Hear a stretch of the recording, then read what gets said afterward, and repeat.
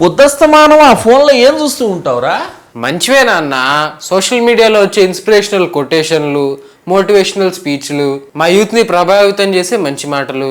ఏది కొన్ని చదువు వింటా. ఇది స్నేహం గురించి. స్నేహితుల మధ్య బంధం ఎలా ఉండాలంటే చెప్పు కతుక్కున్న బబుల్ గమ్ లాగా ఎప్పుడూ సాగుతూ ఉండాలి, కానీ తుడిచిపెట్టుకుపోకూడదు. ఇదొక కొటేషనా? అసలు ఏం పోలికిరా అది? సరే నెక్స్ట్.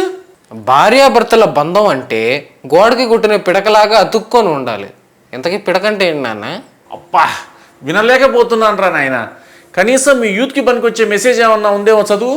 కాలేజీ అమ్మాయిలతో మాట్లాడేటప్పుడు వాళ్ళు చెప్పు విసిరినా తగలనంత దూరంగా నుంచొని మాట్లాడాలి.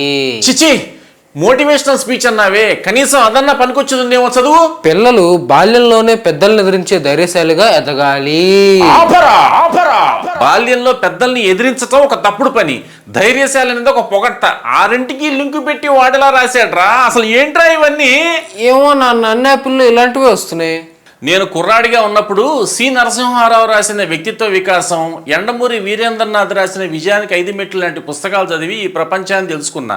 మరి మీ జనరేషన్ వచ్చేసరికి నెట్ బ్యాలెన్స్ ఉన్న ప్రతివాడు రచయిత అయిపోయి ఫేస్బుక్, ఇన్స్టాగ్రామ్, యూట్యూబుల్లో అడ్డమైన చెత్తరాతలు రాస్తున్నాడు. మీరు అవే నేర్చుకుంటున్నారు. ఆ ఫోన్ ఇటు ఇచ్చేసి వెళ్ళి చదువుకోపో. ఏదైనా మీ జనరేషన్ని ఆ భగవంతుడే కాపాడాలిరా.